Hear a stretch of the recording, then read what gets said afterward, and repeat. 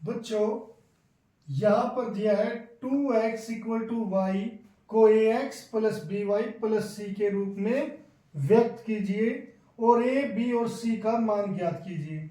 तो बच्चों यहां पर सबसे पहले हमें ये ax plus B Y plus C ax plus B Y plus C equal to 0 के रूप में व्यक्त करना है।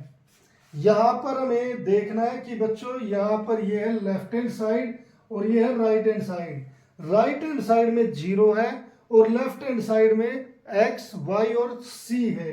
c कोई संख्या है।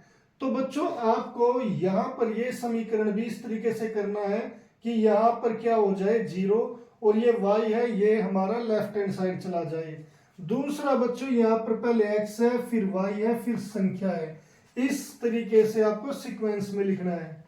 तो बच्चों यहां पर हो गया 2x इक्वल टू वाई। तो पहले मुझे क्या करना है कि जो राइट हैंड साइड में है उन सभी चीजों को लेफ्ट हैंड साइड लेकर आना है।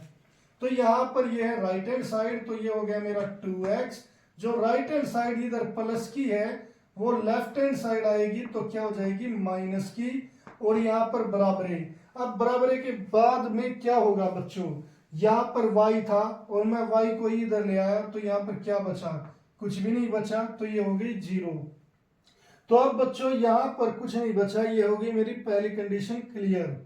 अब दूसरी कंडीशन फुलफिल करने के लिए मुझे क्या चाहिए कि पहले x हो, फिर y हो और फिर संख्या हो।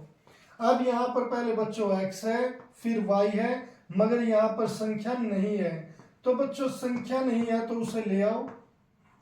उसे ले आओ, कहां से लाओगे, कोई भी संख्या ऐसी लेनी है जिससे इसके रूप में या इस समीकरण में कोई बदलाव ना हो।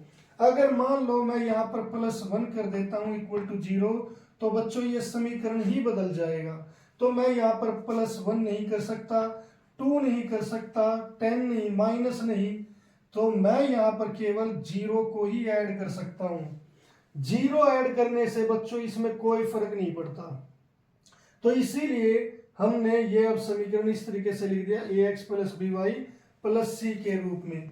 अब बच्चों यहाँ पर इस समीकरण 1 दे दो, हम लिखेंगे समीकरण 1 ax plus B Y plus C बराबर 0 के रूप में है।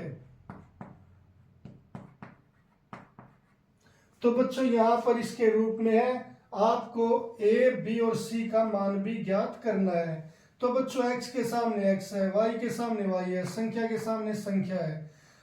अब a का मान कैसे, a के सामने क्या है बच्चों, यहाँ पर ये है 2, तो a इक्वल टू 2 आ गया। फिर y के सामने y है तो b के सामने क्या होगा, b होगा, मगर b के सामने तो बच्चों यहाँ पर केवल माइनस है। अब केवल माइनस तो अकेला हो नहीं सकता, तो इसे क्या लिखेंगे 1, क्योंकि यहाँ पर हम कभी भी देखेंगे अगर y है तो y का मतलब होगा 1y और उसकी पावर 1, इसका मतलब हमेशा 1y पावर 1 होता है बच्चों। अब यहाँ पर c के सामने क्या है, c के सामने +0, तो c की वैल्यू क्या आ गई 0। तो इस तरीके से बच्चों a, b और c का मान आ गया। यहाँ पर हम इस तरीके से इस क्वेश्चन को सोल्व कर सकते हैं।